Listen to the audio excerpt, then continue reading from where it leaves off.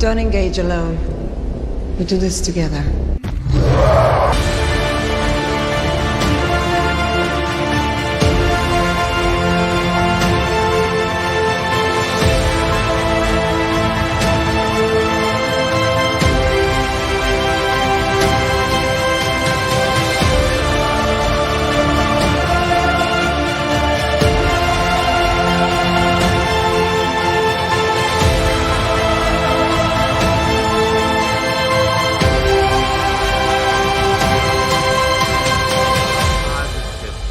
Yeah! Yeah! We got it! We got New 52 book. it! Somebody clip this for the woman.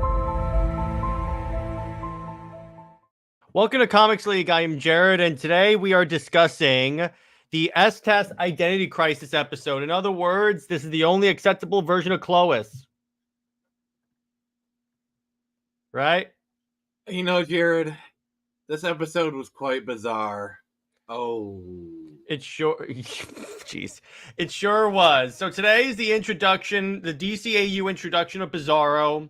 It's the Identity Crisis episode, which you got to be careful when you Google this, because the problem is there's also a DC Comics event called Identity Crisis. So it's like, okay, I have to put S-Task before this. But so this is the 6th episode of season 2 of Superman, the animated series.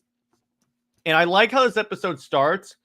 How it starts with like Superman saving people. You think it's Superman, but it's later Bizarro. And the first indicator that something's up is when Superman saves Clark Kent. Yeah, I actually really enjoyed that fake out. Because it's like this episode is way too positive. For like, we love you, Superman, everything's great. And then they save Clark Kent. And I love the look on Clark's face. He is like, what the heck is going on? Yeah, he's like, they do the Spider-Man meme. They did it before it was cool. Yeah, well, before it was cool, and then Spider-Verse overdid it. But anyway, so Superman retreats, but then discovers that like, basically his skin is turning white. I wonder what Superman character this could be. So actual Superman shows up. Man, this is gonna be really confusing. All right, you know what? From now on, I'm calling him Bizarro. Superman shows up and finds Bizarro is like falling apart pretty much because he's an imperfect clone. Yeah, I really like this, and also, I just gotta say, this is another situation where watching Justice League first and then this kind of makes this a really unique experience, because this is the start of the Cadmus arc. Kind of, yeah, because this is the first cloning episode, and what's kind of cool about this, watching it is, yeah, so you have that, and this is similar in kind of plot to the Superman Doomsday animated movie, because in that Superman dies, but Lex Luthor brings back a clone of Superman. Which is funny because some people thought that was in the DCAU, but then the voice actors are wrong, and then it's a lot of stuff. But yeah. Now, the other funny thing about this episode, I like how they recreate Bizarro saving Lois, and then it's love at first sight. You know what's really lame? Lois actually gets sympathy for him towards the end. You know what's kind of funny? What I would do is, so technically you could, by this pairing, you could call Lois the Bizarro Wonder Woman. By the way, I have a ship name for this. Lozara? Bizarros. Nah, that sounds too cool. Lazaro. There's no lizard in this. Where's Lois, and then Bizarro. I think mine's better. Okay, you know what? People in the chat, what's the ship name of Lois Lane and Bizarro? You know what? Let's start a poll. You can do those polls in the chat and the YouTube sometimes. Or do it on Twitter. Do it on Twitter. No. You know what I'm going to do? I'm not even going to do that. Everyone in the chat, make up your own names of the ship, and we'll pick the best one, and then that'll become the new thing. That works for me. But yeah, and he shows up to Lex Luthor. Of course, it's Lex Luthor who's found a way to clone Superman. I also like how they kind of don't explain how they got like Superman's DNA or anything like that. I mean, they did explain it. They did. They did. They're talking like, that giant T-Rex fight with the kryptonite. Apparently, someone's blood got on the ground. and then they took that blood. There's literally an entire scene where they say it. Okay. I forgot about that. I must have missed that. But okay, It's so they literally explain a whole scene where they explain it. Yeah. So Bizarro discovers he's about to be like destroyed, so he leaves and like he tries. See, here's the thing about Bizarro: he tries to be the hero, and in fact, what's kind of funny in the Superman Returns game where you turn into Bizarro, you say "Me destroy city" because me am hero. Yeah, I think sometimes some writers get like too deep into the opposite game with Bizarro, where winning is losing and losing is winning. Mm-hmm. Now, I will say this. Jared, comment. Take the comment. Lamo is the one to beat. Yeah, that's the benchmark. I gotta say that's good. That's the benchmark. So now there's a little inaccuracy here in this episode. So, and this is based on my own knowledge of Bizarro. Bizarro doesn't have heat vision. He has frost vision. He has heat breath. But they made it like he has heat vision here.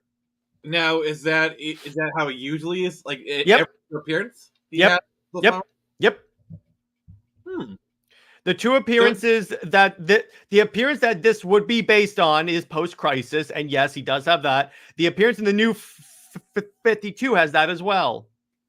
No, my question is, because he does appear like in Justice League, and I don't know if he appears in STAS again. If he appears again, does he have the frost vision? Oh, you mean the DCAU? I don't think they ever have him use it. Okay, because I know he appears again. He appears again, but they never do it. My counter argument is because this is a separate version for a separate universe, I wouldn't really count it as an inaccuracy because it's a separate version. You know, because they're allowed to make changes in between versions. Because remember, this Superman is much weaker, and the regular version is not. So if we count that as an inaccuracy... Yeah, this version is lame because he uses a spacesuit. Here's how my Superman Henry Cavill's cooler. He doesn't require a spacesuit to go to space. He just flies. Neither does my Superman. Yeah, exactly. Yours even winks in space. Mine literally gathered up all the nuclear weapons and threw them into the sun. Which, by the way, I'm pretty sure if you threw, because the sun is basically one giant nuclear explosion. If you threw that, the entire world's nukes into the sun. That might destroy the sun, or it might cause the battery. Yeah, I'm like, that doesn't mess up anything. And no, it creates Nuclear Man. Destroy Superman now. We got to review that movie one point for movie night. Oh yeah, Jay Heat did it, so we don't have to. Ha! He suffered. We'll do Superman 2 and 3. How's that? We'll do Superman 2 and 3. Actually, in November we'll do that. Superman 3 is going to be wild. Yeah, but so by the one trivia piece that we have here is this version of Bizarro is based on the post-crisis Bizarro first appearance in Man of Steel #5. Yes, because when he appeared in Man of Steel, I read this. He did that was the skin is falling off kind of thing, where it's like skin is covered and stuff. The episode also shares similarities with the storyline Bizarro World, where in one scene, Bizarro attempts to fix the drawbridge before a passing boat. Hey guys, in your opinion, was Bizarro ever really a villain? I say no, because here's why. A villain knows what he's doing is bad and chooses to do that anyway. Bizarro doesn't know it's bad. I mean, to me, Bizarro wants to do good. Mm-hmm. And it's not just like, oh, villain thinks he's doing a good thing. It's what he wants to do is he wants to be the hero, like, you know. But it's just kind of thing like. I view Bizarro as kind of like the Hunchback of Notre Dame. Yeah. Or the Beast from Beauty and the Beast, you know. Or Frankenstein. No. The Lame and the Beast. Yeah, because I was about to say Lois is not the beauty in this scenario. But no. But yeah, I do agree with you on that. It's kind of like, you know, he's not intending to do bad. That's why I don't count him as a villain. I mainly, and actually he's listed on DC Comics as an anti-hero. I think that kind of fits better. Yeah. But he's not really an anti-hero in like the traditional sense, because like Guy Gardner often can be considered an anti-hero. By the way, in Rebirth, this was one of the other good Rebirth books. They formed what's called the Dark Trinity, which was Jason Todd, Artemis, and Bizarro. Artemis? Artemis the Amazon. Oh, I was thinking the Archer. No. You know the Amazon who replaced Wonder Woman at some point in the Loeb's run. We have Wonder Woman at home. Yeah, no, but she was actually pretty good. It's just so what they did is that Jason essentially like raises Artemis. Raises Bizarro. It was actually an arc where Bizarro becomes super intelligent. It was actually really cool. But anyway, so that was one of the few good Rebirth books, and it's playing off of Jason Todd's redemption arc. That's also when they tried to have a romance between Artemis and Jason, the other only good version of Wonderbat. As long as it's not involving Diana and Bruce, Wonderbat is acceptable. That's what I have to put in there. So if I were to make a teen trinity from the 90s, it would be Timm, Connor, and Cassie. Yep, I agree with you on that one. That's good. It's pretty much the super people, the super bat and wonder people of that universe. So that works. And if I had to pick and you could also do older Connor, Dick, and Donna. If you want to go Titans. Yeah, because Connor, it has been part of the Teen Titans on quite a few occasions. And Connor is actually in a relationship with Cassie. Ha! Like father, like son. Told ya. No. What happens is he sees Connor dating those Amazons. They make really good girlfriends. Yeah, exactly. No, it's like Connor goes, "Hey Cal, have you tried dating an Amazon? It's great."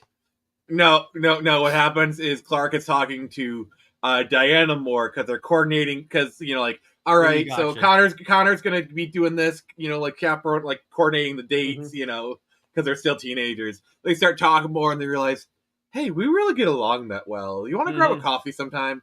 Yeah, and then Lois stews in a corner because she's Lois.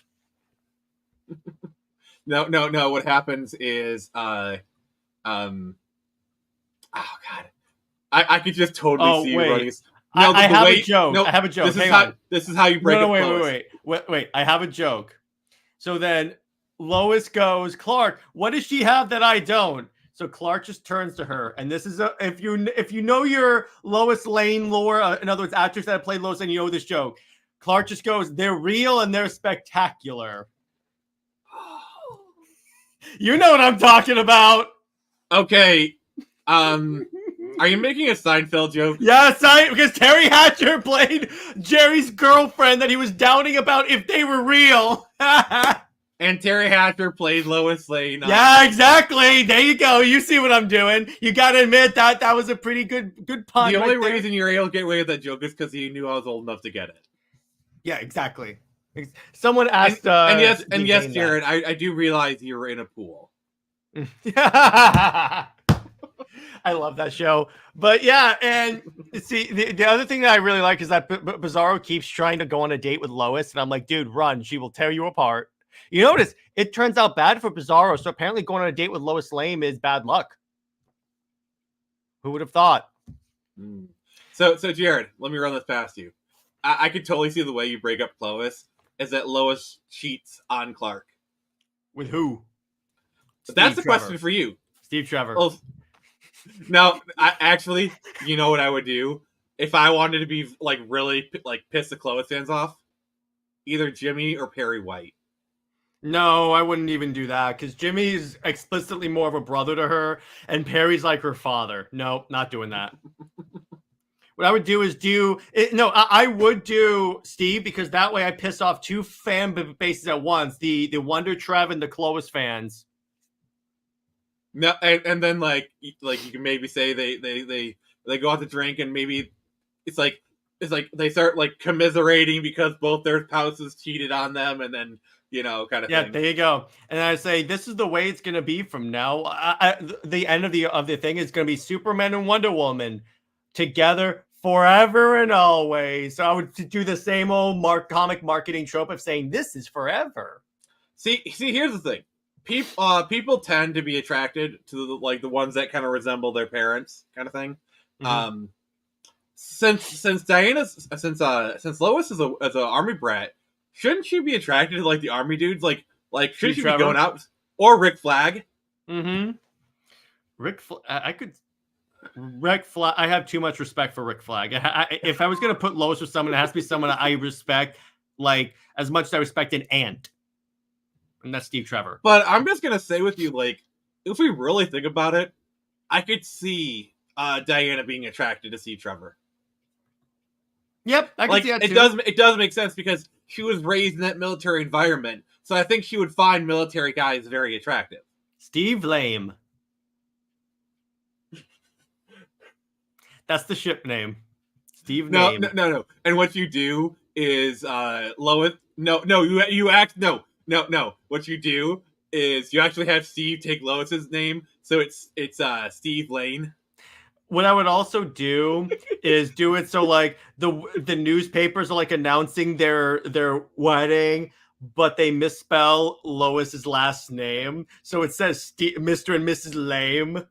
And then your editor just picks up the script and be like, Jared, you're really pushing this joke hard. And you're like, yep. He's like, fine. Yep, that's why you hired me to improve sales. This is how you improve sales. And he's like, all right, in this context, fine. This is the one time I'll allow you a Lois Lame joke just because it works in this context. This is my one Lois Lame joke. I will use it because you know what? This works. You can even have Lois go, who edited this? And we could say, you did. To make it sound like she's stupid as well. No, even better. It's the Daily Planet that does it. And they say, who let this go? And it turns out because she's been focusing on Steve so much, she hasn't really been doing stuff. Like she took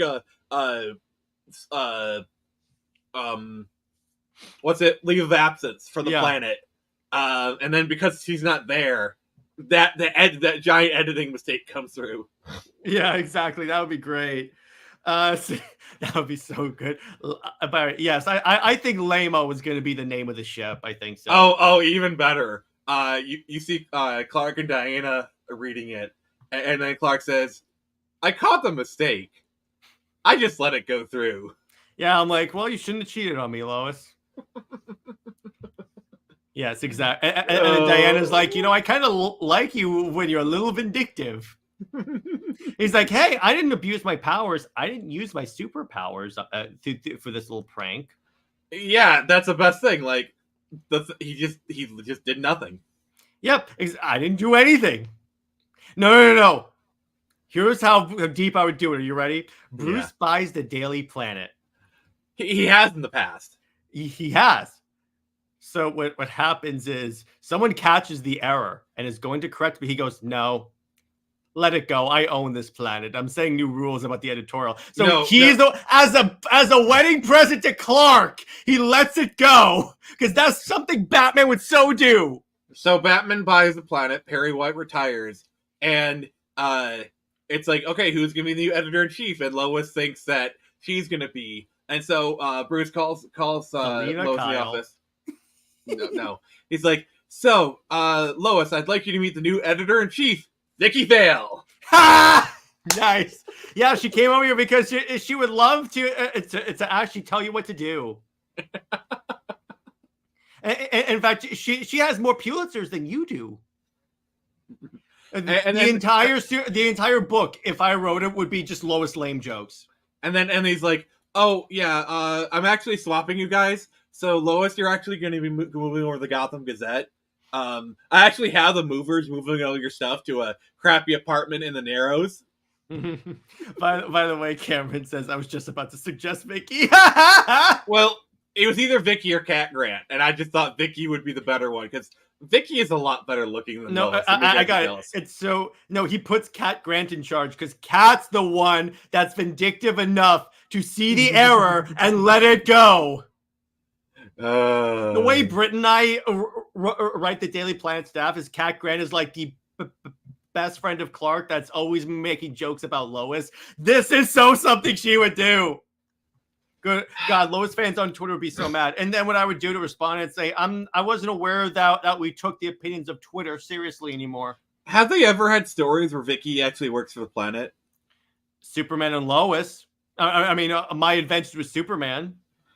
Because I think it would be really interesting to see Vicky Vale in the Superman dynamic.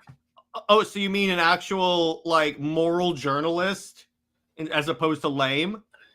Yeah, because that's the thing about Vicky Vale. Like, yes, she's very attractive, but she actually does her job well. Yeah, exactly. She's actually a good journalist. And you know what's kind of funny? That's why, because people have asked me, George, you know what's hilarious? Every time, it's like you have Iris West, Vicky Vale, all these great, like, essentially Lois Lanes of their respective books, and they're great characters and everyone loves them.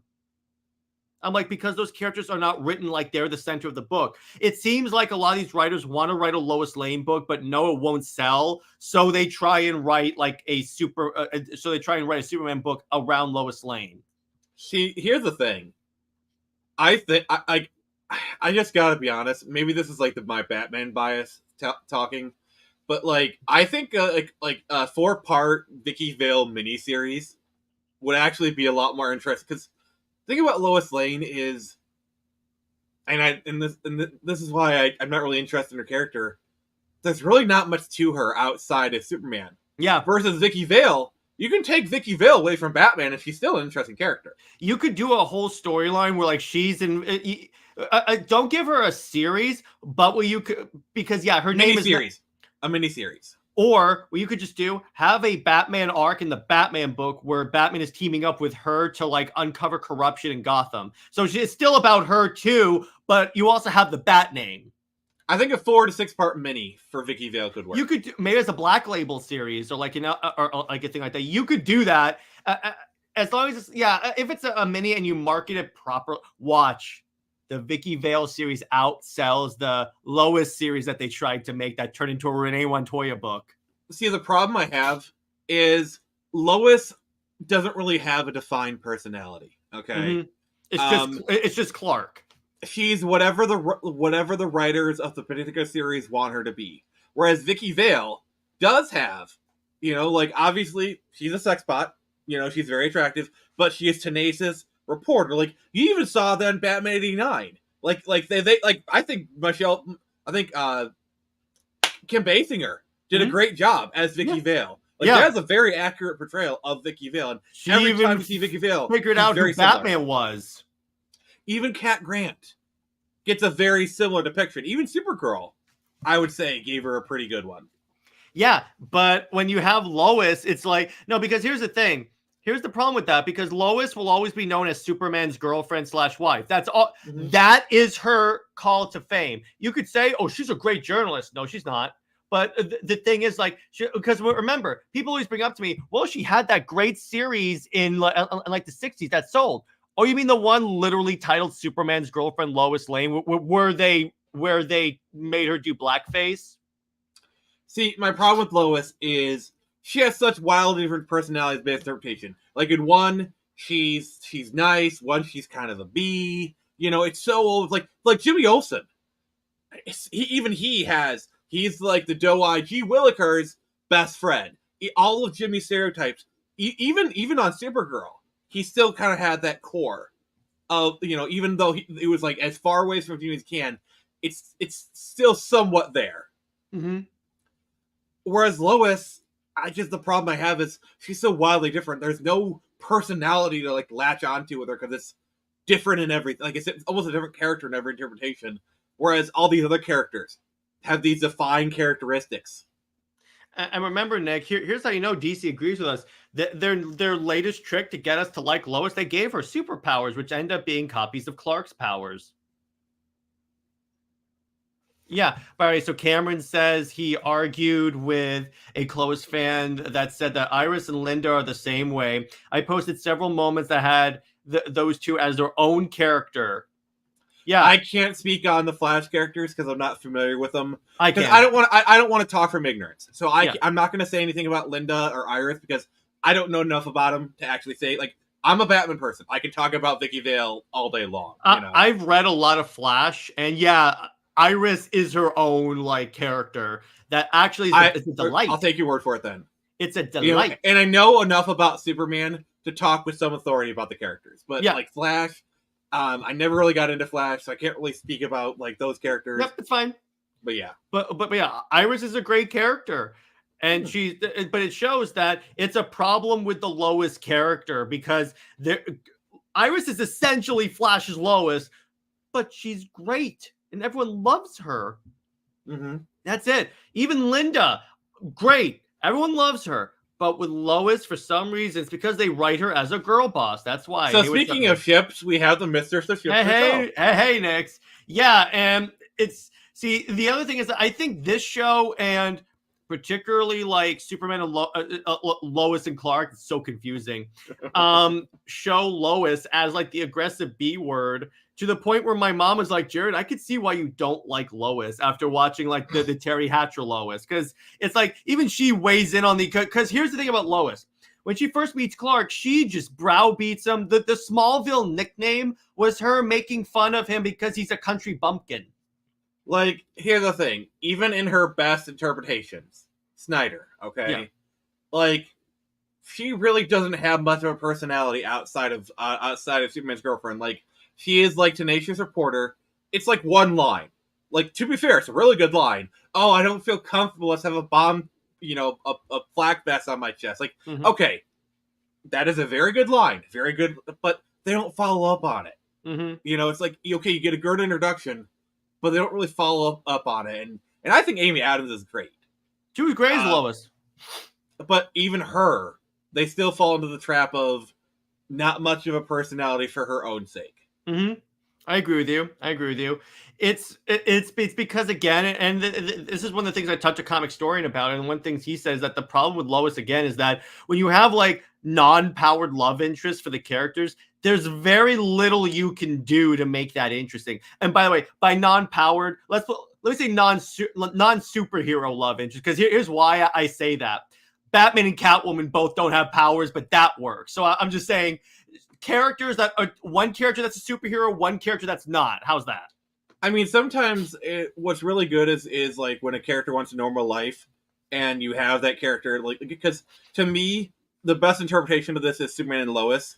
That's the best Lois, by the way, is in Superman and Lois. But even that one, while she does have a personality outside of it, I think the Superman and Lois did a really good job at reporter Lois, in my opinion. The best job with like the reporter version, even better than Snyder, in my opinion. Mm-hmm. But that's just one interpretation. Like, okay, like they made her an actual character in Superman and Lois. Good, I like that. Like they do the mother, and then they do the reporter, both very well. But that's one interpretation among a sea of other ones that are so wildly different. It makes it hard to latch onto the character, even if you have one good interpretation. It makes it hard to latch onto the rest of them. Yeah, exactly. It's because, and the problem is, like, even with the comics nowadays, what they do is like, so now Perry like retired from the planet in order to like run for mayor of Metropolis, let's say that. And Lois became the editor-in-chief of the Daily Planet. She literally turns into Perry White, where she's like screaming about stories and stuff and like directing people. So I'm like, you literally turn her into what they've tried to do recently with Lois is that they try to turn her into other characters in order to like promote her as a character. Or it's like when she saved Damian Wayne from the Eradicator in the Hellbat suit.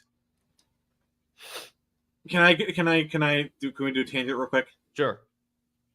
I wonder. I kind of wonder what it would be like if J. Jonah Jameson was the editor-in-chief of the Daily Planet, or if Perry White and J. Jonah Jameson actually met. Get me pictures of Superman. Like, I'm sorry, but those two Olsen! I could see those two actually being very good friends. Like, like oh god, we were newsboys together back in the 40s or something. Like, I just see them being like I just, oh god. Or like an Ultimate Spider-Man, the current comics where it's JJ and Uncle Ben teaming up. Is that? Oh yeah. But if there's ever a Marvel and DC crossover and I'm involved, I'm doing that. Yeah, but what do you think? The fact that they keep trying to like make her into other characters in order to make her interesting, that proves to me that they know the fundamental core of the character is flawed. You can't operate off of that. It's the way they view Lois is she's a character built on an unsteady foundation. Like there's no really defined, like all these other characters I said have a rock solid foundation for their characters. You know, Vicky, Jimmy, Kat, all these other characters have like certain aspects of them that people love and enjoy. And all you have to do is at least carry all the essence of those and people will like it. Lois, honestly, the one thing she has in common is it's very unlikable.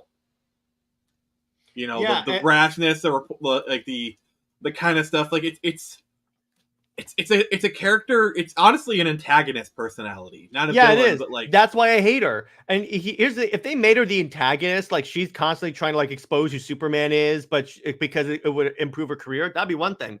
But it's like, so here's the interesting thing. So you guys know one of my least favorite writers is Peter J. Tomasi, and I think it would be accurate to say that he's also one of Nick's least favorite writers because of Nightwing, right? he ruined the original Nightwing run. All right, so here's what he did. So he ruined the Superman Wonder Woman book, and he said it was hard writing Diana because she demanded the spotlight. In other words, he couldn't relegate her to the background. When he wrote Superman Rebirth with Lois and raising John on the little farm, Lois literally turned into the stereotypical housewife baking pies and stuff. So what's kind of funny about that is that even Tomasi is like, yeah, I like Lois because I can leave her on the side and just write about Superman. That's the problem. That's why he sucked on Superman Wonder Woman, because he kept trying to, because he wasn't used to writing another character that besides Superman that also demanded to like not be relegated. I actually do agree with Randy what he says. Lois just benefits from being in the right place at the right time when she was first created. Yeah. And by the way, Siegel and Schuster have said that they never intended Clark to end up with Lois. Oh, I heard the opposite, but hey, I trust your judgment. So yeah, it was based on a source, a viewer sent me. I'll do more research into that. I mean, if you say it, I mean, you wouldn't intentionally mislead me. So if you say it, I believe you. If I'm wrong, go ahead and tell me, guys. But I will. Yeah, I know. I believe that that's what they said there. It's the same thing as like one of the things when they made Wonder Woman, when Marston made Wonder Woman, one of the options, one of the story potential they wanted to explore was pairing her with Superman. Because they were like, hey, perfect gender equality. The most powerful man, the most powerful woman that also are nice people and don't want to be gods together. That's what they did there. Yeah. But it's like, even with Lois, it's like they want me to believe she's like the best journalist ever, but she couldn't put together that Clark was Superman. Now, here's the thing. I understand that sometimes he does he slouches and stuff, but here's why I point this out.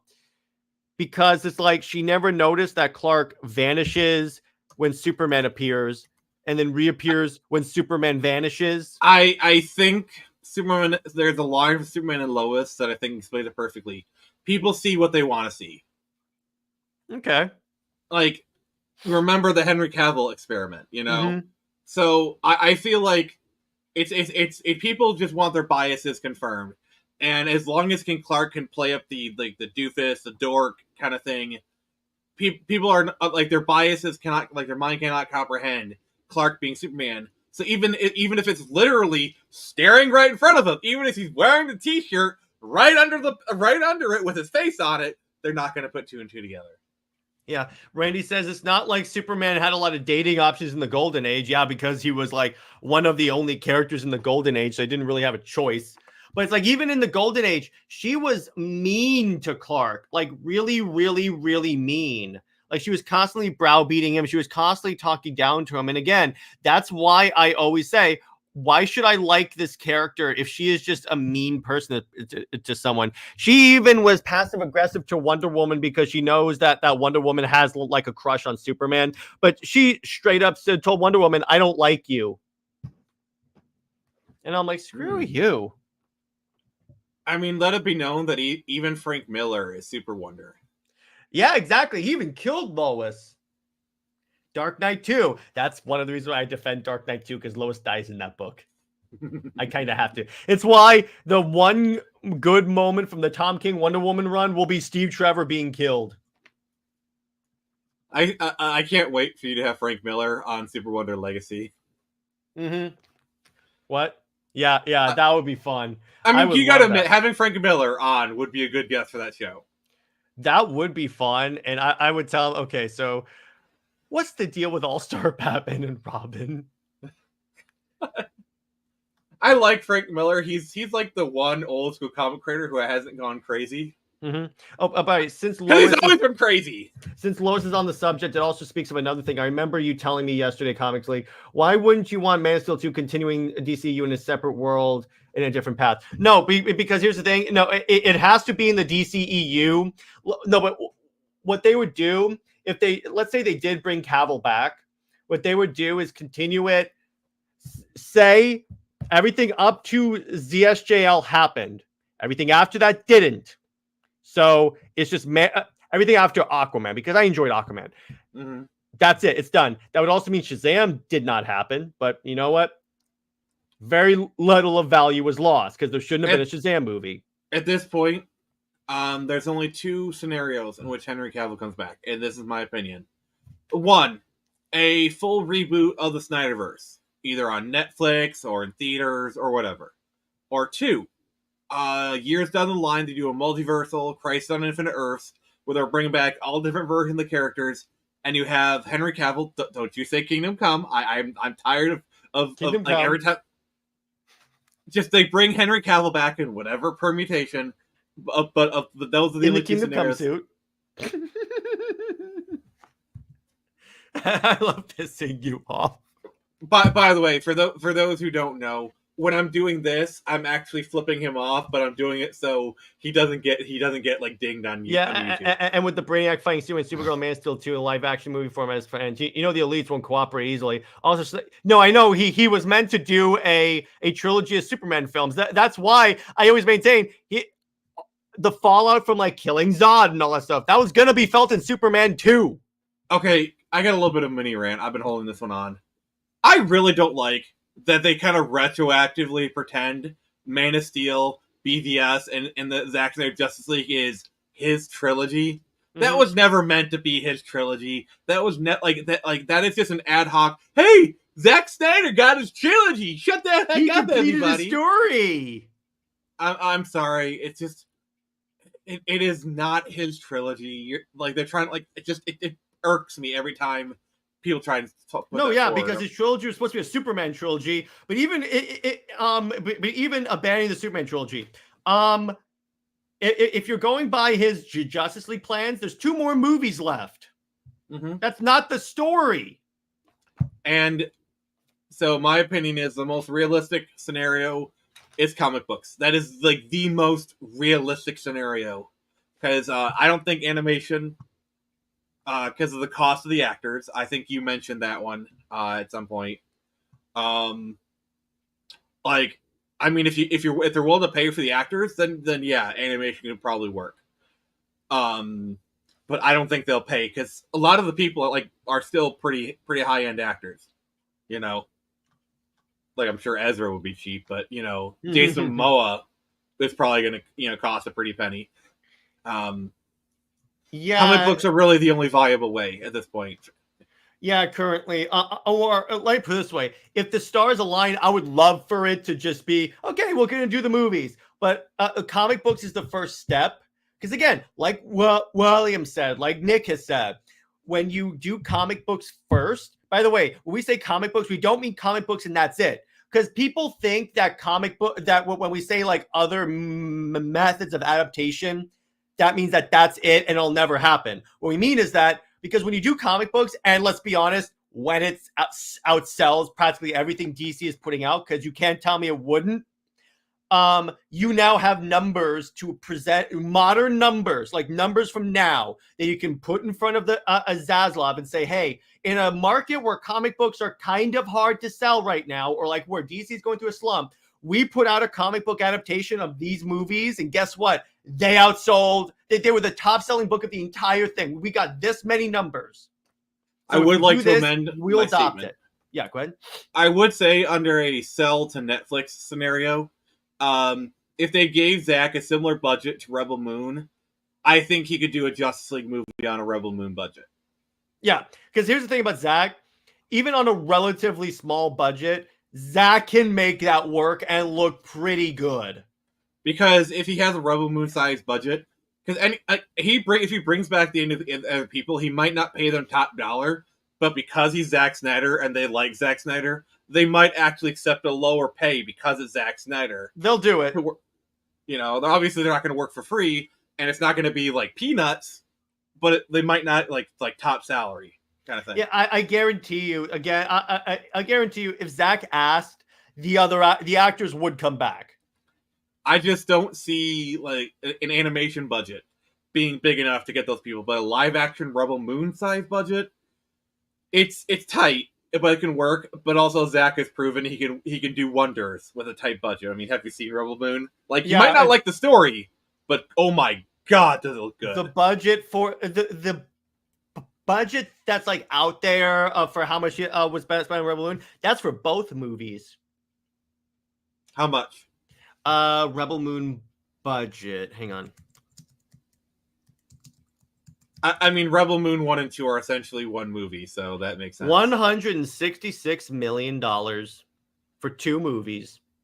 I mean, when you have movies that are costing like $200-300 million, for let's just say 160. Let's just say give them 160 for both movies. That's tight for. No, I mean that's what he did for Rebel Moon. That's for parts 1 and 2. Okay, let's just say I'm not sure he could do a Justice League 1 and 2 for that budget, but for Justice League 1, he could probably make that work. For one Justice League movie, he can make it work.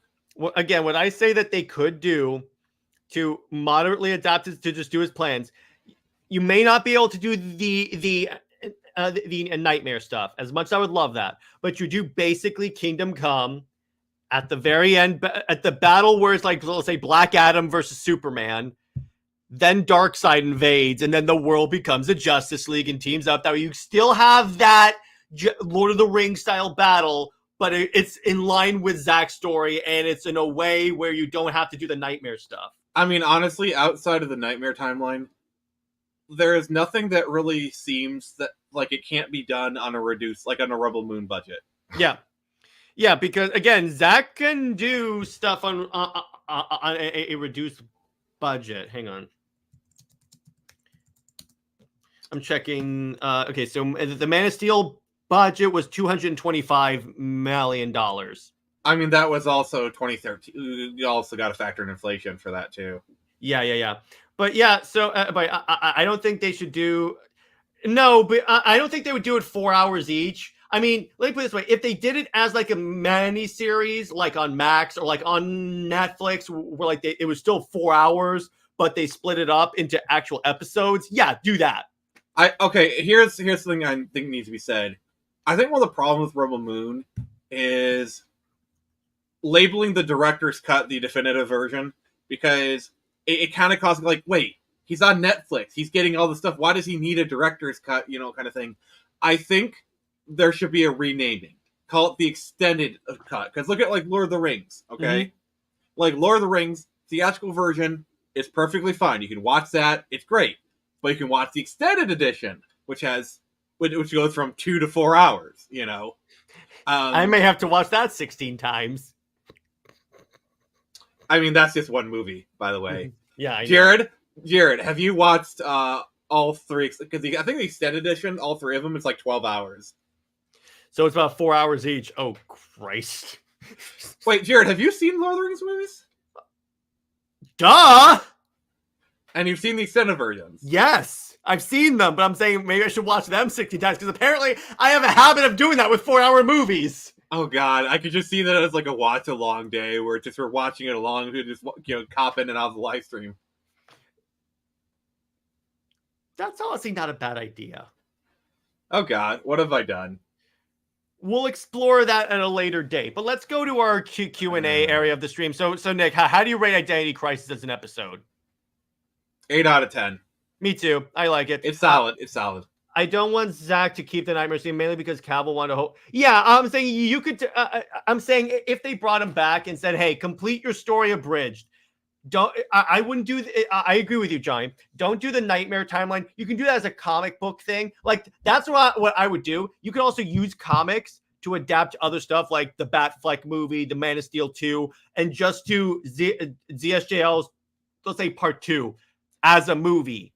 See, here's the problem: is With the Nightmare Timeline as it's presented in the films, it makes no sense because supposedly Lois was the key, and I guess the flashpoint for the Nightmare Timeline was when he was revived, and showing Lois is what presented the Nightmare Timeline. That is my assumption. Feel free to correct me, sir. So doing the Nightmare Timeline after that just seems it really doesn't seem like any connection to it. And the way So I would say just put that as a comic book, like an Elseworlds comic book. Do that. Then what you do to replace it, again, do Kingdom Come, because that way the actor's age doesn't matter.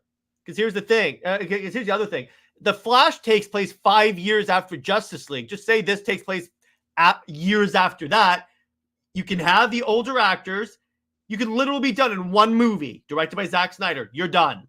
I mean, honestly, there is kind of a potential for a Infinity War Endgame kind of 2-part movie where, like, at the end of the movie, Lois dies, and then you do the Nightmare Timeline, and then you try to reverse it. Like, there is a potential for like an Infinity War Endgame kind of scenario. Like, if Zack could have pulled that off, oh my freaking god! Because part 2 was going to take place primarily in the Nightmare Timeline, then part 3 was going to be them reversing it.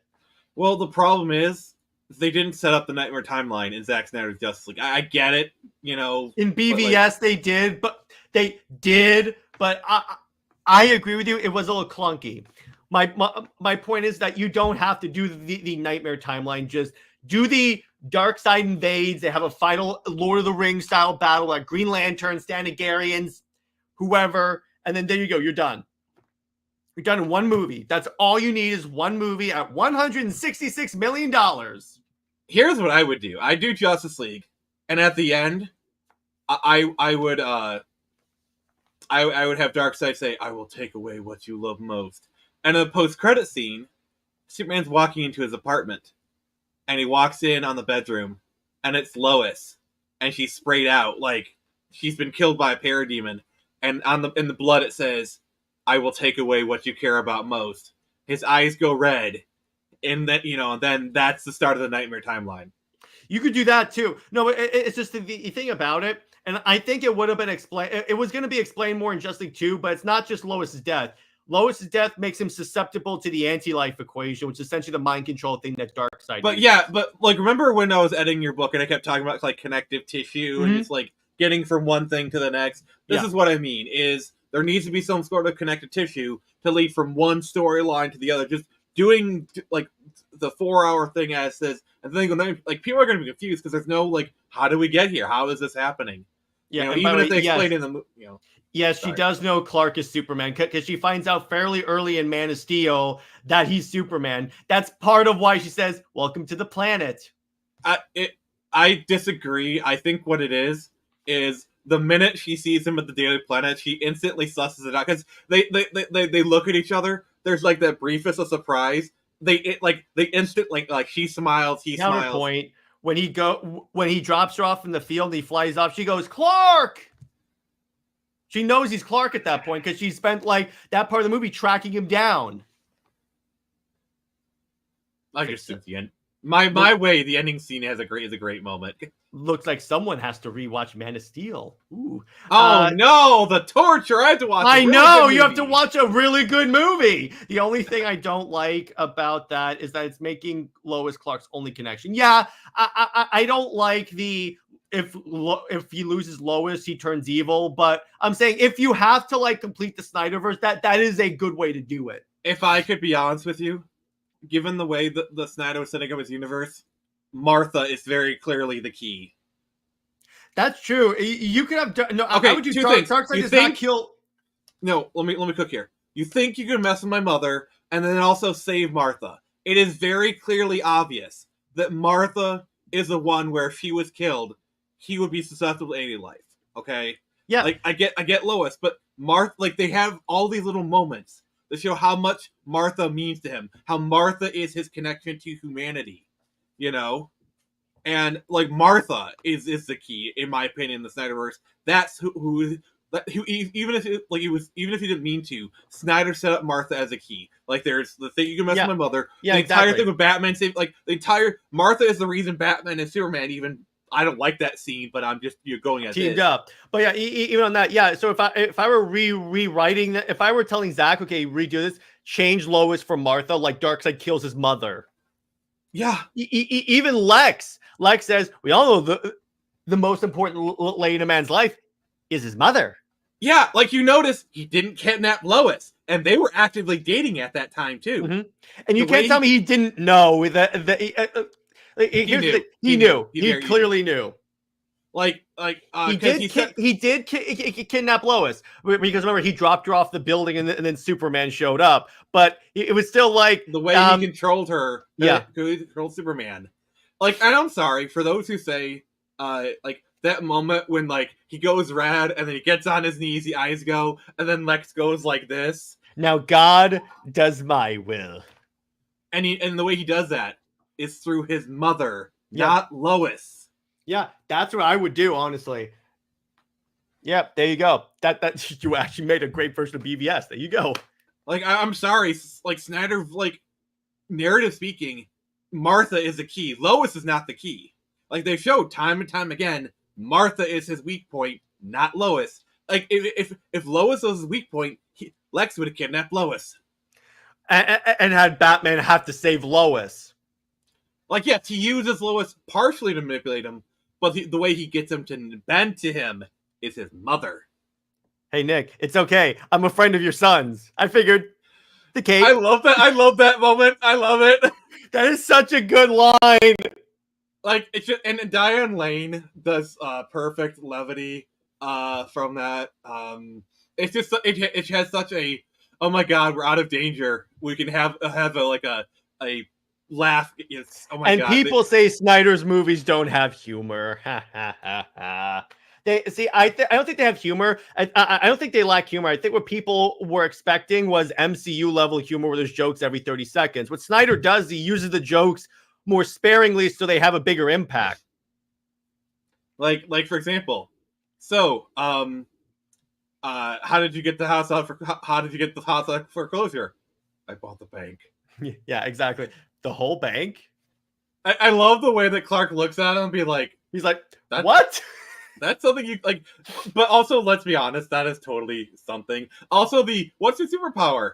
I'm rich. And it just pans over the car. I also love where like they're going down the elevator. Barry sees Diana and goes, "Oh my God, hi Barry, I'm Diana." They really did Bruce well in the Snyder Cut. I'm just gonna say it. Yeah, they did Bruce well in all in both in his both of his appearances in Snyder's movie. Another one of my favorite moments is, "Hi, this is Alfred. I work for him."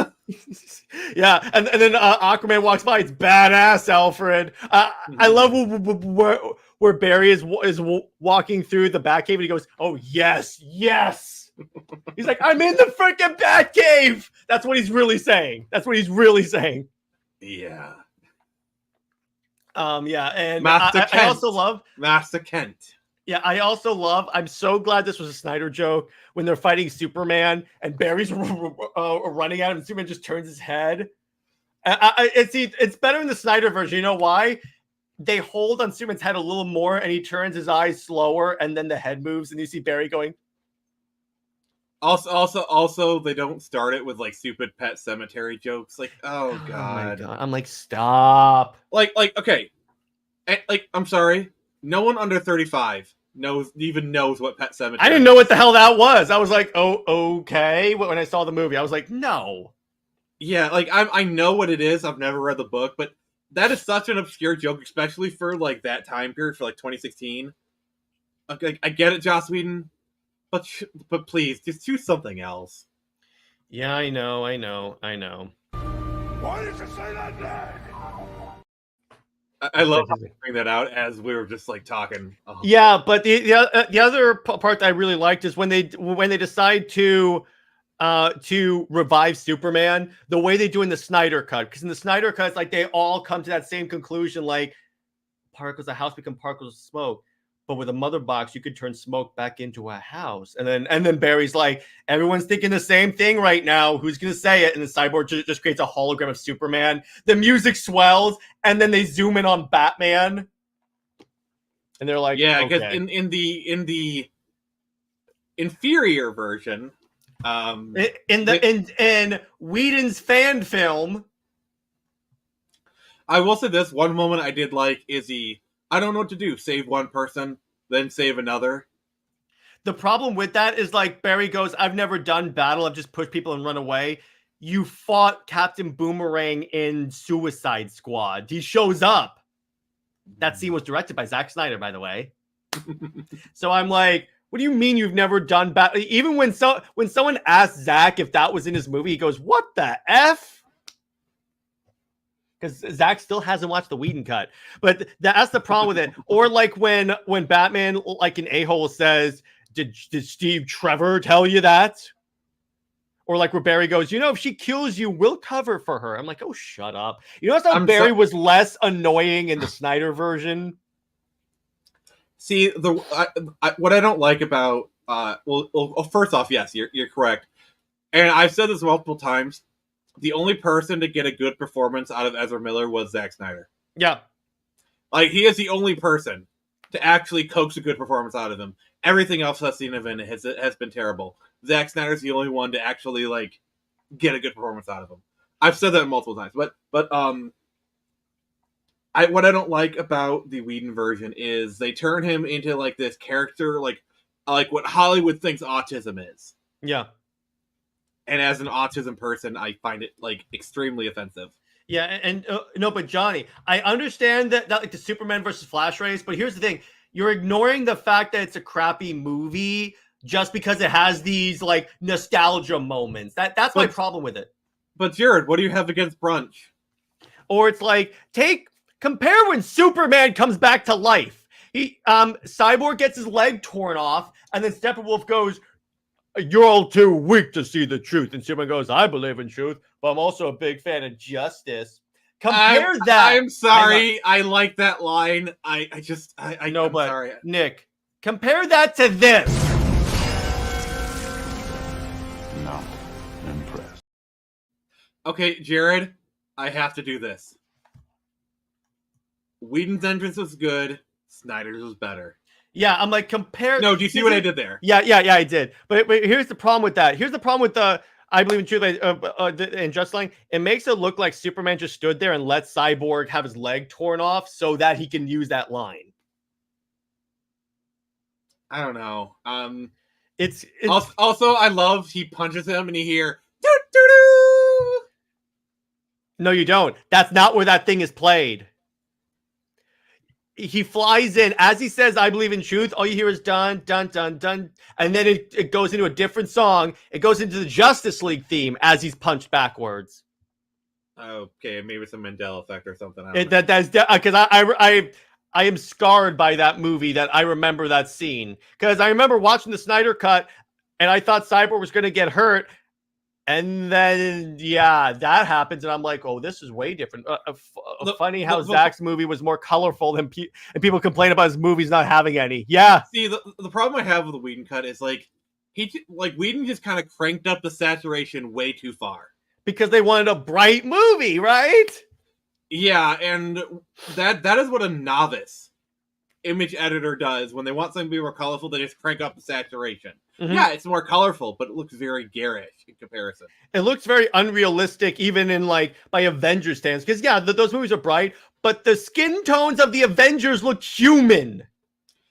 And I disagree. I feel like Zack's film it's not very colorful, but it works. Like the colors work, and it's fine. But I wouldn't call it like a colorful movie. Yeah, it's not like overtly because what it really is, it's more muted because it's supposed to be more like these are like gods and mythology and all that. But stuff. They work, is what I'm saying. It works for Zack's world.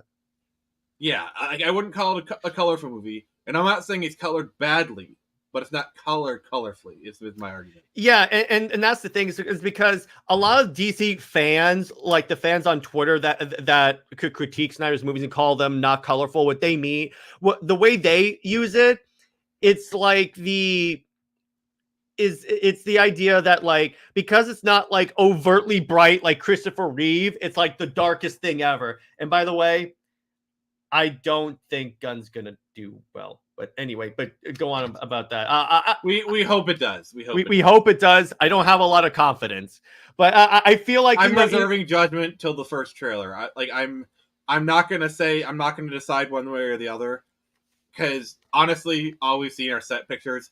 Until we actually see the trailer, I'm not gonna have an opinion. I swear, if that trailer plays the John Williams theme, I am going to burst a blood vessel. Because here's why. What's worse is there's a 7 out of 10 chance of that happening. Here's why. Because no, I have nothing against the theme itself. It's just every new Superman should have his own theme. Who's doing the composer for this movie? The what? Who's composer for Superman Legacy? Let me see. Because I'm actually kind of curious. Because like, I guess someone like Michael Giacchino, or even because John Murphy. Oh, I've never heard that name. What has he done before? You know who I wish would have done it. He did the music for Suicide Squad, the James Gunn version. Of course. You know who I wish could have done a Superman movie at some point? Who? James Horner. You know who James Horner is, right?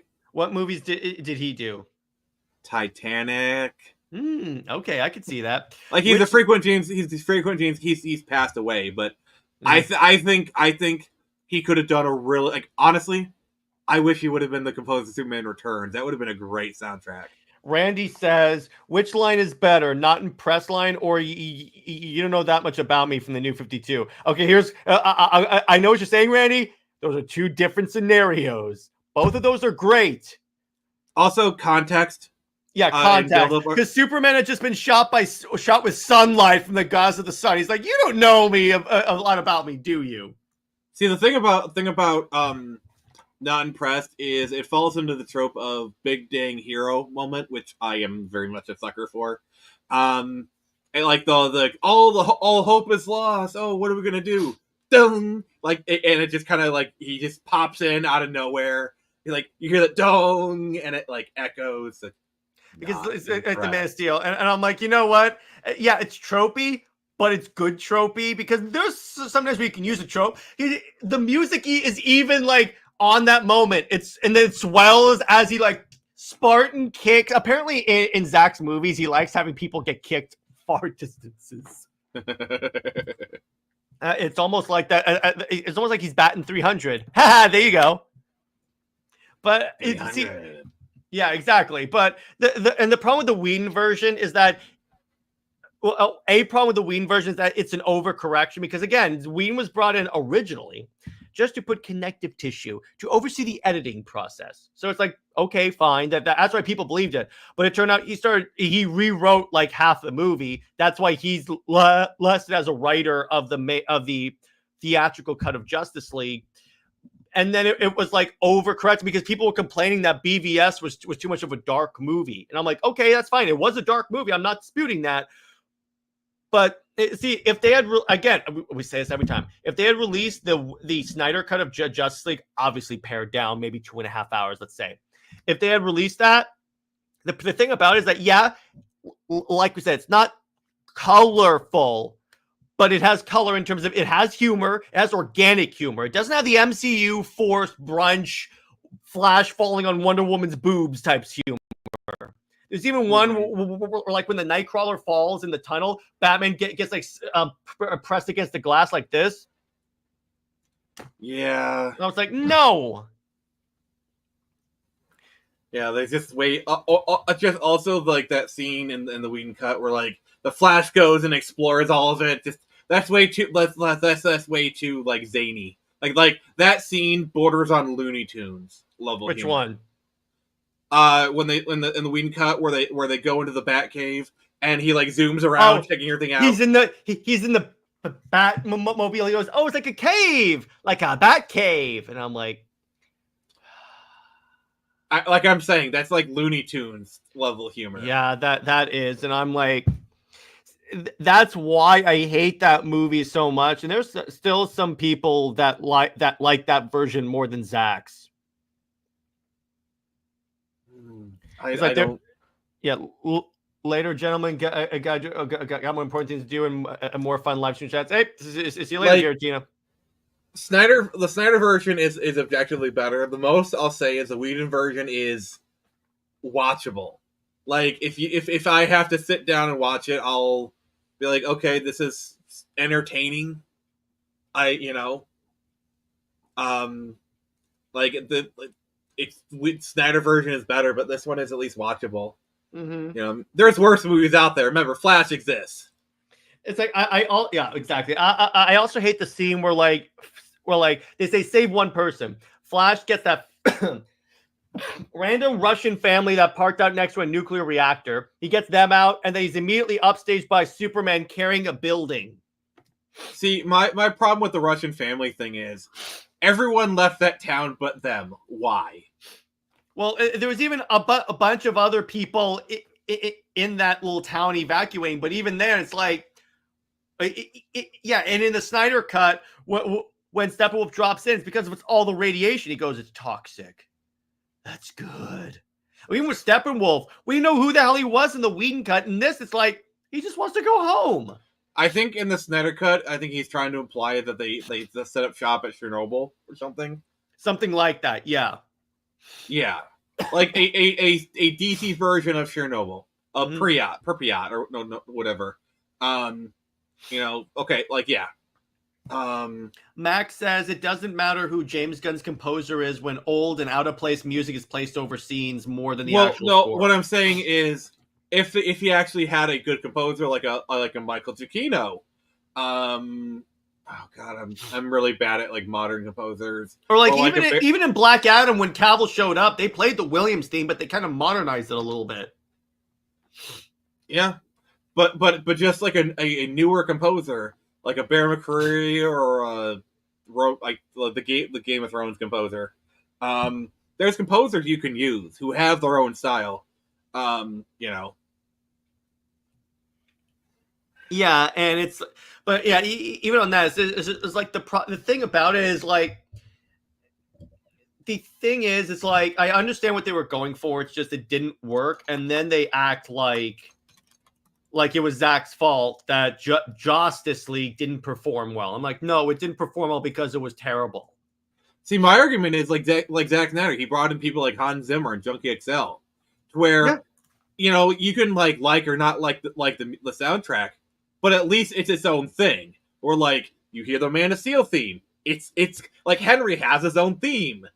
He doesn't need the Superman theme. I love the Superman march, but that's for Reeve. Or in the case of Superman Returns, Ruth. Sure. Well, it makes sense for Ruth because that's technically a direct continuation of the Reeve Superman. Like I guarantee you, if they do the Kingdom Come movie, they're gonna bring back in Brandon Routh, because he's the closest they can get to Reeve if they want to do live action. I mean, they even did outside of firing up the PS2 again. Yeah, they actually did the Reeve version of the theme at the end of Crisis when Ruth is flying to the camera and he winks, and I'm like, yeah, that works because that's Superman. Which is something he did in. It's actually a callback to Superman Returns, by the way. Like that was how they ended Superman Returns. So like, okay, that's cool.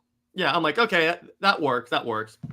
And I understand. It's just, here's the thing. It's again, that's why the other thing is like, I didn't like when they put the Keaton theme on Affleck. And I'm like, to be fair, I'm going to defend this a little bit. So they hired Danny Elfman, and Danny Elfman was on a very strict timetable. I think he had like 2 weeks to do the soundtrack. So I'm going to give a little bit of flack to Danny Elfman. Just reuse the music from BVS. It's not like this Batman didn't have a theme or exciting music, because that's what fans made when they did the fan edits before the Snyder Cut came out. They just took the music from BVS. Maybe didn't even have time to request the stuff, and he had literally like, all right, where's the okay, Batman 89 pulls out the sheet music, boom boom boom boom, send it off. Like, here's why I don't buy that, because this is the movie where they were literally like, okay, no, this is the Reeve version of Superman. We want you to recognize these. These are your versions of the characters. My thing is, I know he was on a strict time crunch.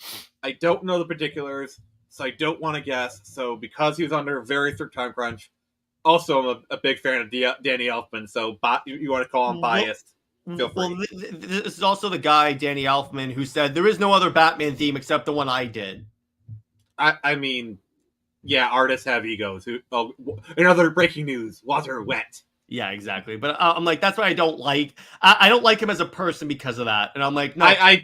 I don't care. That's your standard Hollywood ego. I don't care. He can say that all he wants. I don't care. Yeah, exactly. So I'm like, no, I'm not. Yeah. I still like him as a composer. He can say it all he wants. Just doesn't faze me. But yeah, it's just I think it's that because those themes don't work for those versions of the characters that were established. Oh, I'm not arguing that. Mm-hmm. They don't work. Remember arguing... the plot line that they added in where the parademons smell fear and they turn on Steppenwolf because he's afraid. I'm like, what the hell? They never explain what Mother is. Yeah, that was one of the things that like a lot of people comment about the Snyder Cut is they gave Steppenwolf more of a motivation and more of a character arc, and like all the reviews mentioned that. Yeah, because the original one, it's just like he's just a generic villain that looks like a a PlayStation villain. When he shows up here, he just wants to go home. That's understandable. So you're saying that Superman was playing Shadow of the Steppenwolf?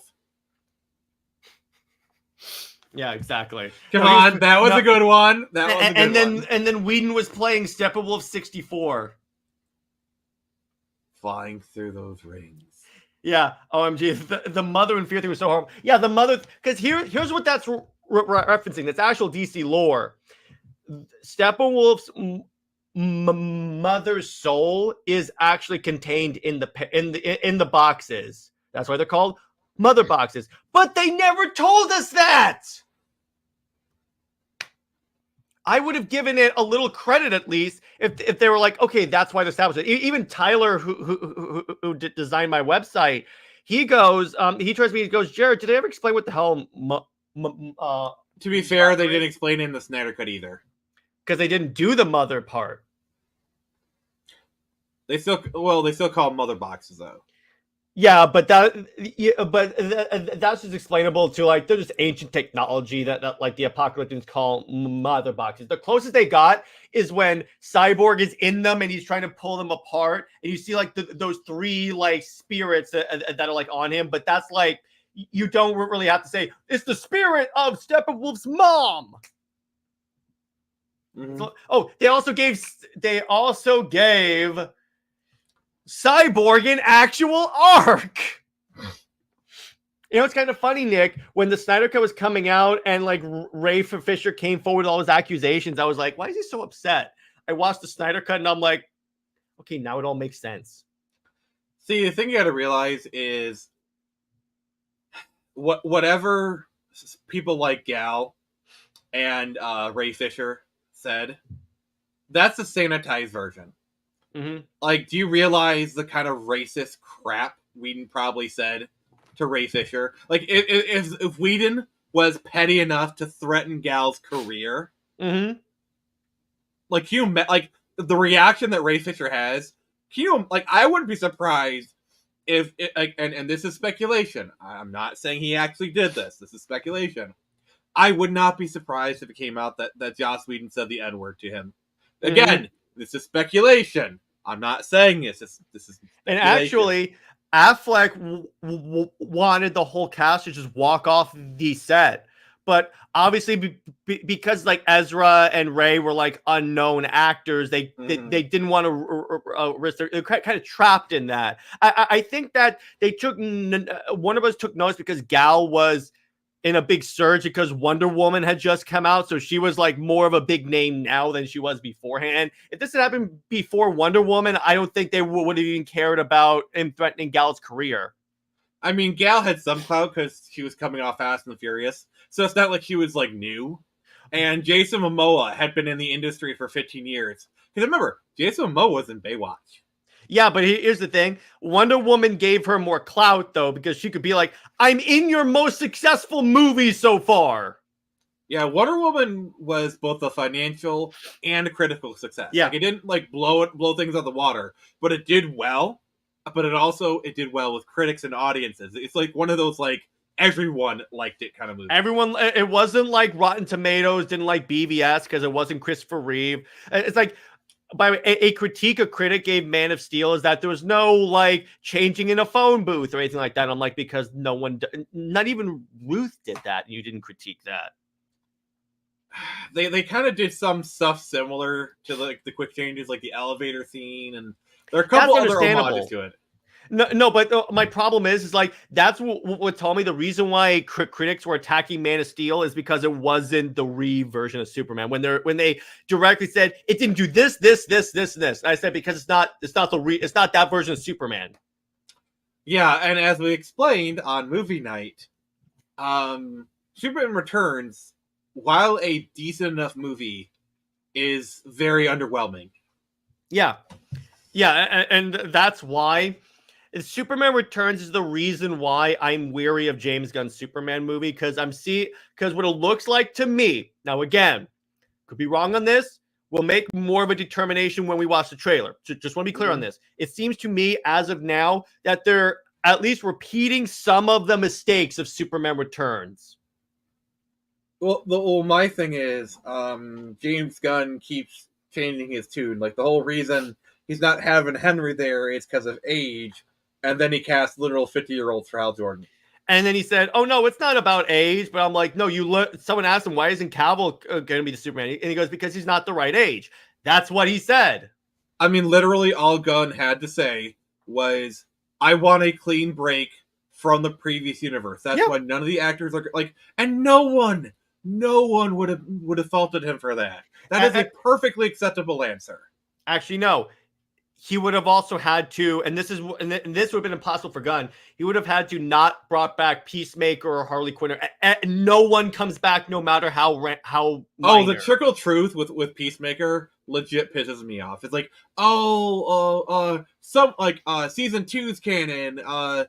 Remember when I said, like, I made the comment like, oh, next Gunn is gonna say, season 1, episode 5 minutes 40 seconds in. That's when it becomes canon. But it was worse. He was like, some stuff is canon, some stuff is not. He literally said, when we reference events in the DCEU, then they become canon to my universe. And I'm like, you're literally doing the half-ass reboot that we complained about with the New 52. You know what that tells me? What? He has no idea what the frick he is doing. Yeah, because Britt has some insider friends, and she told me it's just they're recycling stuff from the Hamada regime, and it's just throwing crap at the wall and seeing what sticks. This is not the time for throwing crap at the wall. Like, Hollywood is entering a very precocious position. Like, we are entering the era of we need surefire hits. Like, we've been experimenting for like the past 10 years. And there's been a steady decline. Like, crap is outright failing now. Like, they do not have the room to fail anymore. They need the hits. Everyone in Hollywood needs the hits. Particularly DC, because DC 2023 was a brutal year for DC in terms of the box office. And you're taking more risks. Blue Beetle was a risk. You saw what happened with that. And Blue Beetle isn't the worst movie ever. Like, it's okay. No.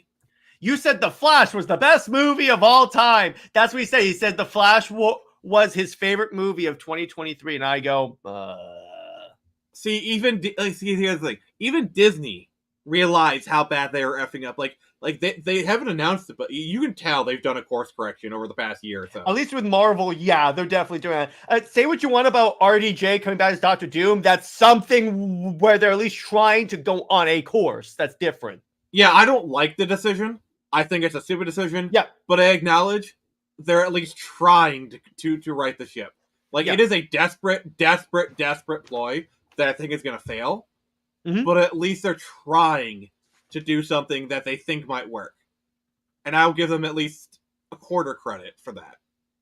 Yeah, exactly. Warner Brothers isn't even doing that. They're not even trying to find something that they know will work. They're just like, they like, okay, Jared, I need to say this. Go ahead. So this is me talking to Gunn, okay? Gunn, it isn't 2018 anymore. Exactly. Doing Rebirth was a risk. And how's that work for him? Yeah, Rebirth is the initiative that killed all the momentum DC had and put them on the road to the current financial situation they have. They're essentially rebirthing it. And then Britt and I are going to be there laughing as it burns down. At this point, I would not be surprised if Gunn went onto the stage at Comic-Con and be like, so our entire universe is going to be based off of 5G. It's the future state. But honestly, here's what I think. I don't think any of these projects are meant to come out except Superman. Here's why. Because I think what happened is that when Zaslav brought Gunn in, he's probably like, no, there's going to be a sale. I'm going to sell Warner Brothers. You need to make the DC brand look profitable. You can release 1 or 2 projects like Creature Commanders and Superman so it doesn't look like we're just throwing stuff out there to make the company look more profitable. Release it. And then the other stuff is just they can say, look at all the DC projects we have. Going off of the enthusiasm for the movie, I think at best this will do the Batman numbers. Like 750 is probably the ceiling for this movie. Because, I mean, it could change. Like, the trailer could come out and blow us all away. That's my honest to God hope. But even among, like, the Gun stands, even among them, it feels like they're just doing it out of habit. There's not really any enthusiasm. They just want to own the haters, so to speak. It's just a combat for them. They don't even they don't care about the movie. By Johnny Dome, he's hiring the wrong comic book writers. He's hiring Tom King, the dude that's single-handedly destroying Wonder Woman and had Green Lantern commit suicide in a comic book panel because he's an idiot. So how would you feel if they do Paradise Lost and the end credit scene is they go into a basement and you hear squeaking and then all of a sudden they turn on the lights and it's Wonder Woman eating rats? Anyway, I'm going to ignore that. Why would audiences give this reboot a chance? You send 4 movies out to die. Yeah, exactly. I agree with that. Now, I think the ceiling for the Superman movie is less than Man of Steel. Wait, people like Supergirl Woman Tomorrow? Really? Because before the movie was announced, all the books were in the dollar bin. To be fair, when he did announce it, the book sold out on Amazon. No, I know that. No, but it's just previous to that. If people, I don't doubt people like the book, but it didn't sell. It was in the dollar bin. When he announced it, that's when they really pushed it. The only thing I can say about Supergirl is I like the casting. I think it's perfect casting. I think the actress can do a really good job as Supergirl. Like I think like David Cornsweet. To be fair, I've seen this actress in House of the Dragon, so I knew kind of what she was capable of, and so I know this actress is capable of Supergirl. So I'm 100% confident in the actress to do her job. Whether the script lets her down remains to be seen, but the actress, perfect. Yep, okay, that's fine. But it's based on a comic book storyline where they turn Supergirl into a drunk sailor. That's what Woman of Tomorrow is. That's literally what the story is. She drinks and she swears. Oh, God. Why does that seem... Like, I'm sorry. Hearing that, I'd be like, okay, now we know why James Gunn picked it. And now we know why Tom King is involved in the because that's all he ever writes with his characters. Drunk people that are flawed people. And I'm like, no, sorry. That is... Yeah, see, the reason, because the Batman is kind of the benchmark for me, because the Batman actually had some hype to it when it came out. Like, there was actually some anticipation, and it had a good marketing campaign, and the movie itself was actually pretty decent. But even that movie just did kind of okay. For a Batman movie. Yeah, exactly. Batman. And this is a Superman movie. And Superman movies tend to struggle. The last time we had a Superman movie light the world on fire, like, Man of Steel did well. Was the Reeves era. Yeah. And that was 40 years ago. I'll admit that. That's fine. Because even according to inflation, it did great. Everyone watching the stream was not alive when Superman was last doing burning up the box office. No, but just here's the thing. I think Gunn is using look, I'm basing off of this comic, protecting a woman, being sad because of the death of the planet she is from. You are simple. No, I'm not. That's what the comic literally is. Because Supergirl previous to that was not a drunk sailor that like yelled and swore. That's not who the character is. That's who Tom King forced forced the the character to be. Kryptonian? What would you do with a drunken Yeah, Kryptonian? She dealt with trauma in the comics. That's how she became a Red Lantern. But no, Tom King can only write cursing characters that swear a lot and get drunk. That's what he did with Steve Trevor in his Wonder Woman book. No wonder James Gunn hired him. Yeah, and that's no wonder James Gunn likes his work, because James Gunn is known for making characters that swear a lot and make stupid jokes. That's what James Gunn's known for. Is when you put shackles on James Gunn and you force him into a PG-13 environment, he actually does really good work. He wrote Scooby-Doo. He didn't direct it, but he did write it. And then Guardians are legit good films. Mm-hmm. Also the holiday special. I'm sorry, that is legit heartwarming. Like that gets a feel. That was good. I like that. Wait, that is my only hope, is because they're forcing him into a PG-13 environment. Like James Gunn actually, oddly enough, he excels in a PG-13 environment. Yeah, by the way, so Daniel brings up a good point. So that Woman of Tomorrow seems a little out there for your second entry into the universe, and going for specific wacky story arcs just seems way too inside baseball and niche for this current comic book movie landscape. Yeah, you're just thoughts on Dawn of the Dead. That was heavily rewritten.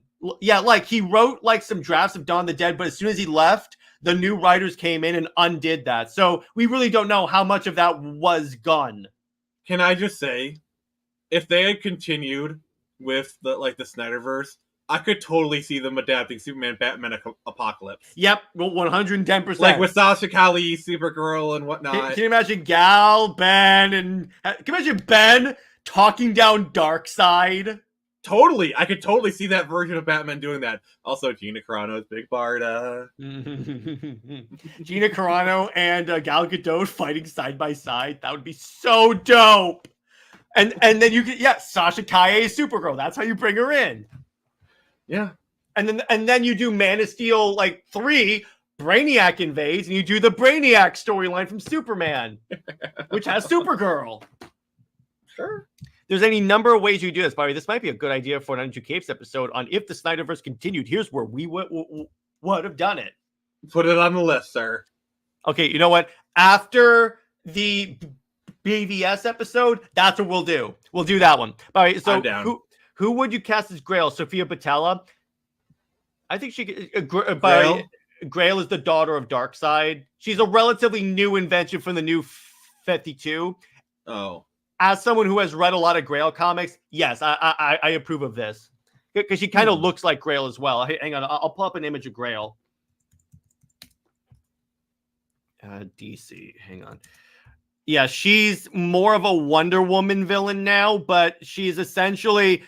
Darkseid had a daughter with an Amazon. An Amazon assassin.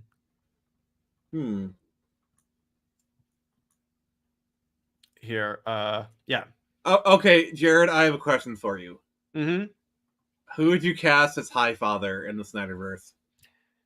By the way, that's an episode in and of itself. Anthony Hopkins. Yeah, he's kind of made for that role.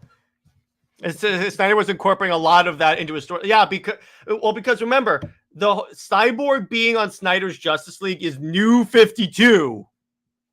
And the Snyderverse is very New 52 inspired. I mean, the Man of Steel suit is essentially the New 52 suit. Except it doesn't have the collar and stuff. But the fact that it lacks trunks it gives it the boost in my mind. The way I always characterize the Snyderverse, it was more like New 52 with some post-crisis thrown in. It was very heavily new. Obviously, they were taking inspiration heavily from New 52. Even with the storyline that they chose for like Justice League is pretty much Origin, except it doesn't have Green Lantern in it.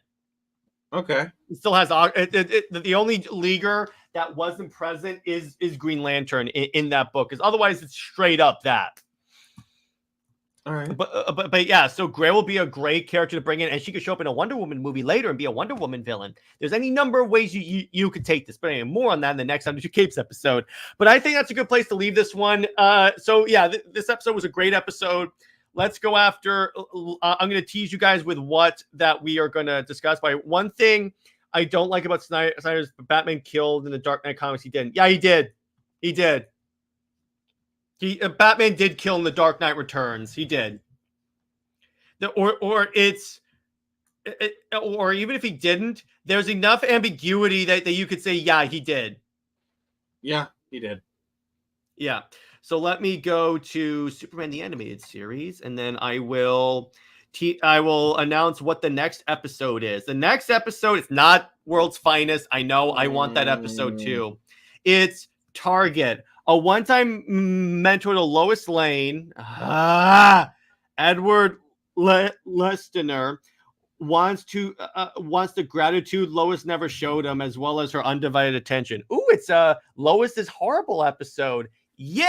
Lame. Yeah, Lame. It's similar to the Killing Joke with death. Yeah, no. Okay, so here's the thing, Johnny. If you look at the way it's drawn, if it was meant to be shot in the shoulder, actually, you know what? I'm going to pull up that scene real quick before we wrap up. Because if it's meant to be in the shoulder, the way it's drawn, it looks like the dude's head whips backward. Oh, wow.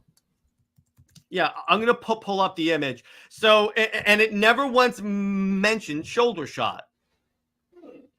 So, if it's that, then I could be wrong. But I'm just saying...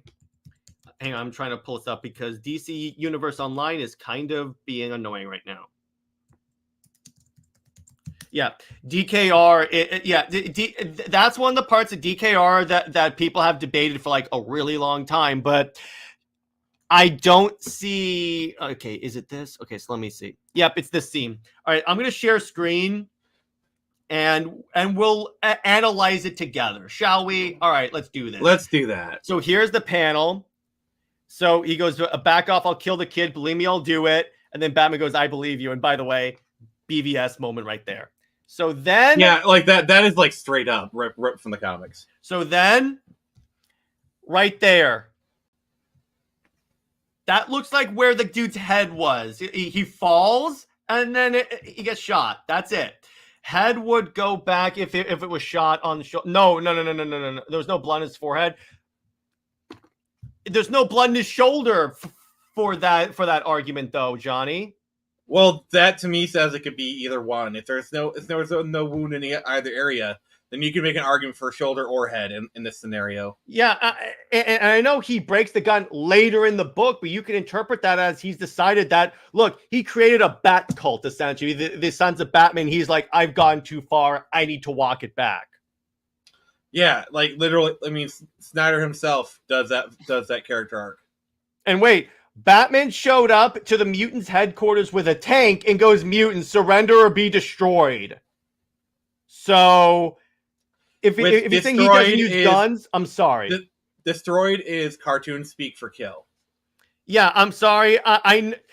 If you're saying Batman doesn't use guns, then how do you explain it's called the Batmobile where it's a tank? So he's driving a black tank. Yeah, this looks like a shot to me. It's either he dies or the kid dies, bottom line. Yeah, it doesn't matter. But to that, it's just up to interpretation because the book never really weighs in on if this person even is alive or not. So you could say it died. Speaking of Batman and guns, you notice how the Tumbler has guns on it? Yeah, or every Batmobile has guns. The Batwing has guns. There's this whole thing about Batman not using guns ignores the fact that he straps them to his cars. Yeah, maybe he doesn't like hold a pistol like this, but he has machine guns on his car.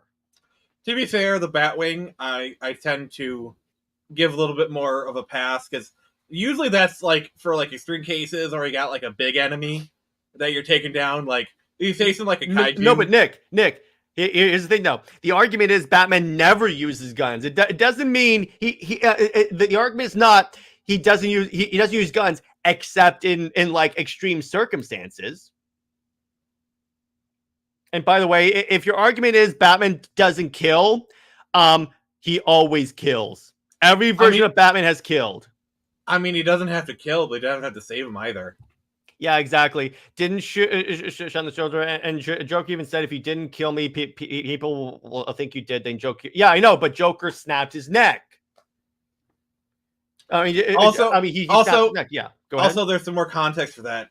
That was more of as a favor to Clark to prevent injustice. Like, you got to realize that wasn't Bruce being like a cold-hearted killer. That was more, I'm going to save the universe kind of thing. Because this is a Batman who had lived through the Injustice universe and had traveled back in time, and he killed the Joker. I believe this was to prevent the Injustice universe from happening. I don't think that I don't think Injustice referenced Dark Knight Returns. No, like, you know that scene that everyone references where Batman and Joker in the Batmobile, the Joker just ranting, all of a sudden he just snaps his neck? I think that's from an Injustice comic. No. What that was, yes, it is. So when Superman was like affected by magic, he had a dream where what if Batman actually killed the Joker? So in other words, it goes down similarly, but the plot is in other words, the heroes win in this scenario.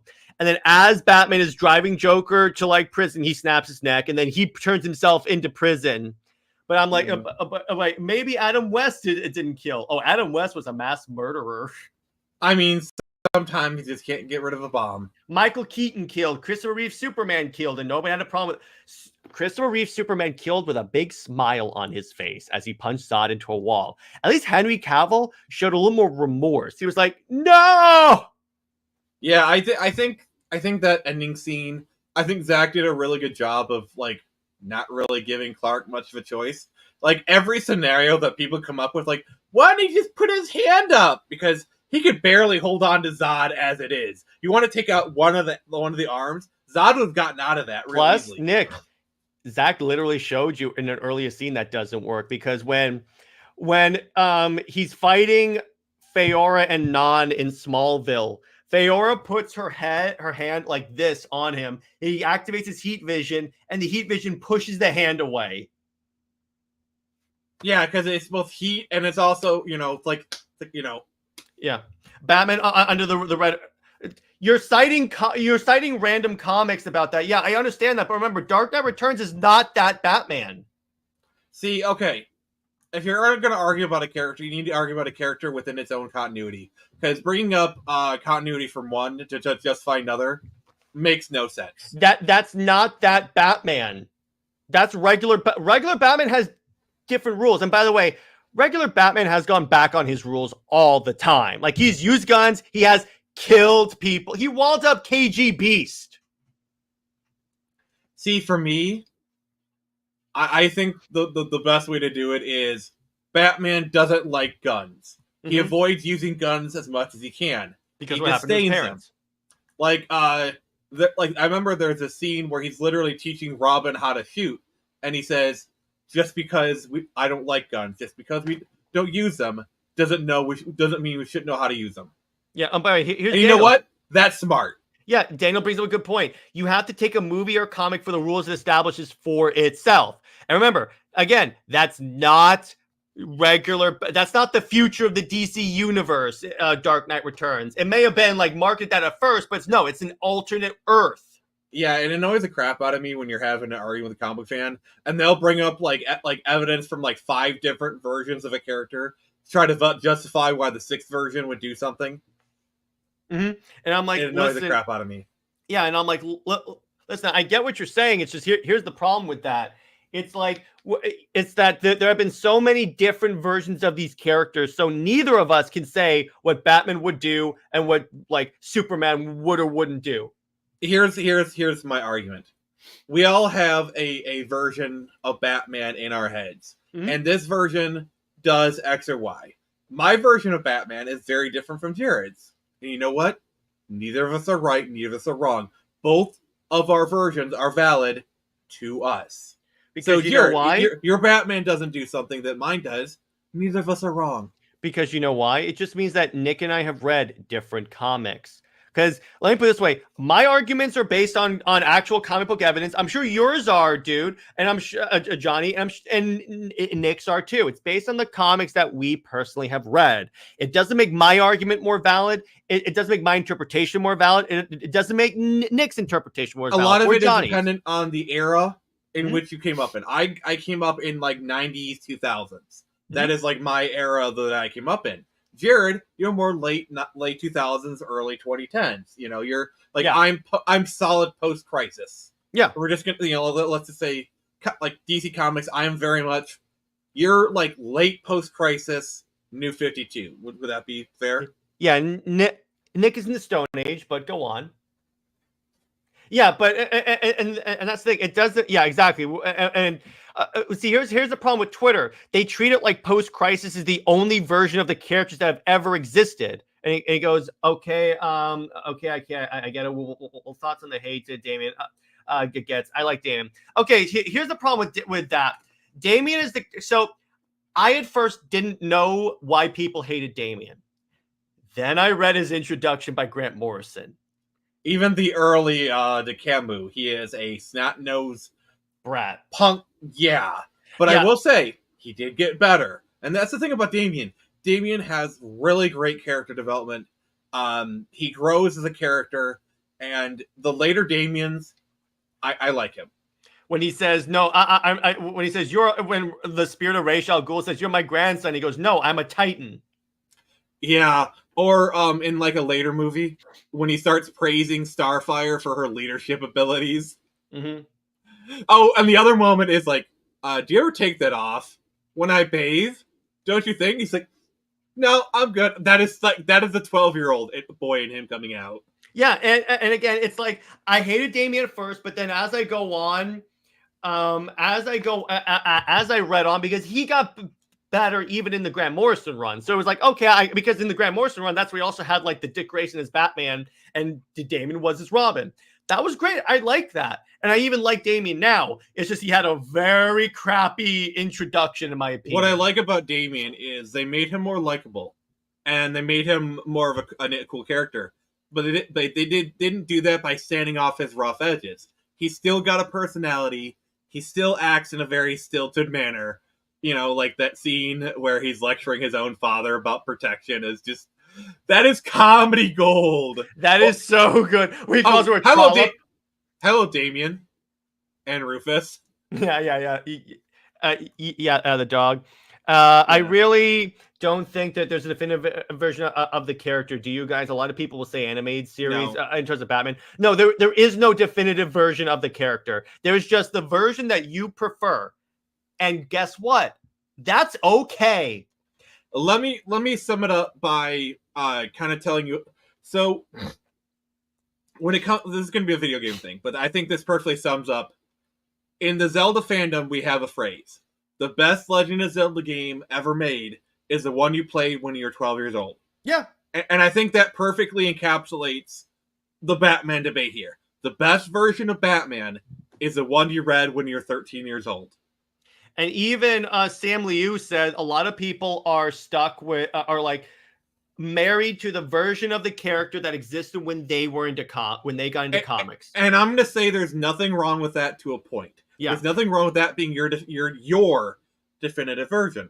What the problem is when you try to impose it and say other people are wrong, other people's definitive versions are wrong. Because the Batman that you read when you're 13 years old is very different from the Batman that I read, but they're both valid.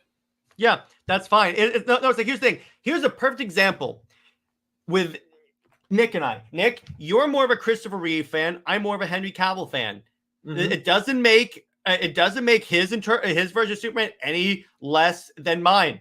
It's just, again, it's based on when we grew up, because Henry Cavill's my Superman. I still like Reeve as Superman. Let me be clear on that. And I still like Cavill. Yeah. Or it's like, I like Affleck as Batman. He's my Batman. Nick as Keaton. I still like him. It doesn't... I still like Affleck as Batman. So just because I prefer one version of... Just because one version of the character is more meaningful to me does not like devalue a version that's your favorite character. That's it. We can all, because there's been these characters have existed since the 1930s. There's more than one version of these characters. Plus, DC reboots every 10 years. Jared, it's not like 1938 anymore, Clark. That was such a good line. I was like, not a lot of people, people that aren't comic book fans, chances aren't going to get that. But we are like, okay, I see what you're doing there. Also, if Comics League still exists in 2038, we need to do a huge blowout. Oh, yeah. On Superman's 100th anniversary, yeah, we're doing that. Gosh, that's over 10 years away. But oh god, Yeah, can you probably imagine if will. we're still doing like it's like you got 5 million subscribers, whatnot.